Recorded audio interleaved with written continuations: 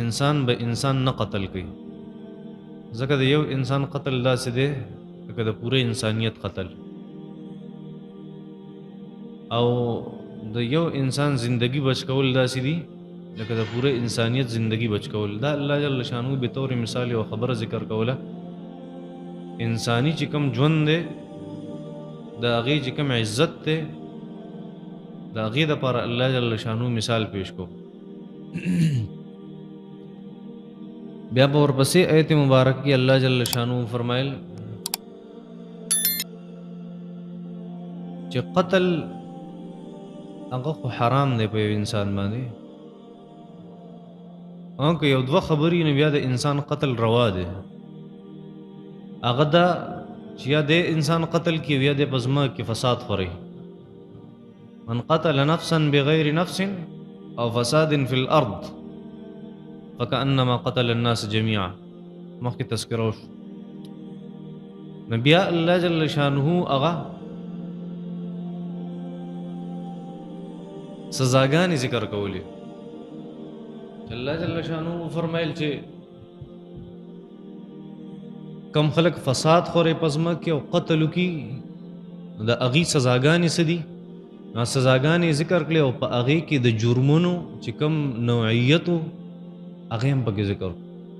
لکه الله جل شانه فرمایل چې یو سړی او سړی د ځمکې نه مطلب د قید کوي.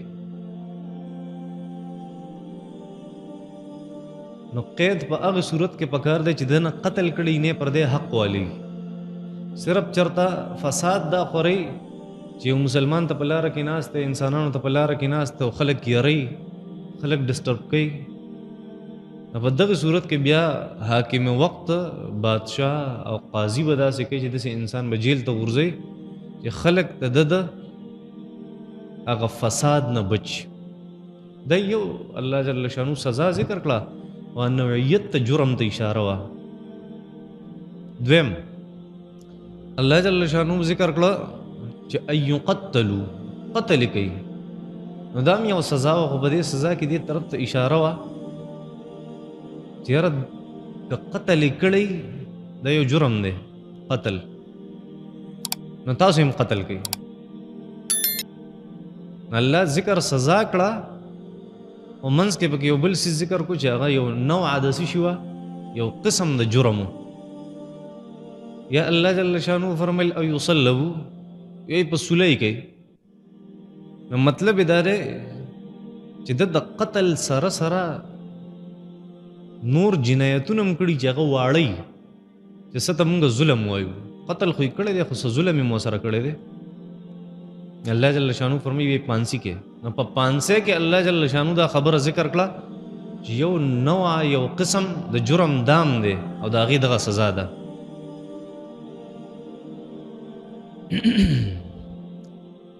نو او یصلبو کې الله جل شانو دې طرف ته اشاره کوله که د قتل سره د ظلم هم کړی نو بیا بادشاه له پکار دي چې دی بیا لږه سخته سزا ورکړي. د قتل نه سخته سزا دا ده چې پانسۍ ته وخیږي.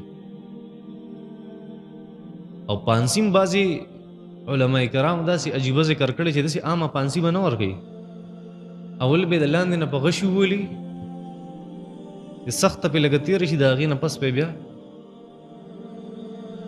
هغه د خپو نه به ولسیز وباسي دې راوغورځي. ځکه ظلم یې کړی که نه، د قتل سره ظلم هم کړی. نو څنګه چې د ده جرم و، څنګه چې د ده جنایت و، دغه شان الله جل شانو سزا مقرر کړه. او تقطع ایدیهم و ارجلهم من خلاف، خپې لاس ته الټه پلټه پرې کوي. دا په کوم صورت کې الله جل شانو ذکر کوي؟ دا په هغه صورت کې ذکر کوي الله جل شانو. دا هم یو جرم طرف ته اشاره ده. د یو جرم یو قسم دی چې یو سړي پرس کا قتل خو نه دی کړی خو غلا یې وکړه او دا غلا دې بار بار کوي.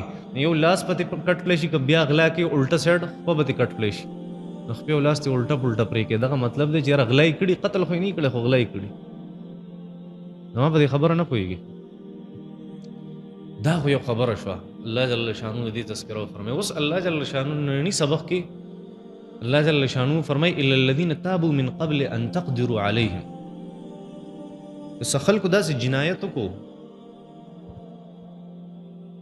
نو که دی توبه ویسته مخکې د دې نه چې دی لا تاسو نه یې راټینګ کړي. یو سړی دلته و او قتل یې وکړو بیا وتښتېدو، یو سړی دلته وغلی وکړه او بیا وتښتېدو، ستا د لاسو نه سړی ووتو، او که هغه توبه ویسته او بیا ستا خواله راځي او سیزم واپس کین، الله جل شانو فرمایي الله جل شانو بخونکی مهربانه دی. هلکه څه مطلب دی؟ مطلب د دې دا دی که د چېرته قتل کړی څه قتل یې کړي او د صحیح توبه الله جل شانو ته ویسته، نو الله جل شانو به دې معاف کي، په شرط ته دی که هغه وارثان یې معاف کوي. نه رسئ زما په دې خبرو، په شرط ته دی که وارثان یې معاف کوي، نه الله جل شانو به یې معاف کي که د صحیح توبه ویسته.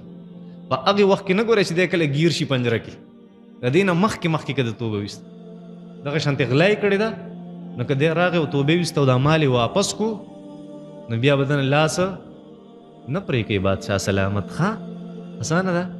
دغه الله جل شانو فرمایي چې الا الذین، مگر هغه کسان تابو چې توبه وباسي من قبل ان تقدروا علیهم، مخکې د دې نه چې تاسو قدرت عمومي په دې باندې، الله جل شانو فرمایي فعلموا، بیا پوه شئ چې ان الله غفور رحیم، الله جل شانو بخونکی مهربان دی.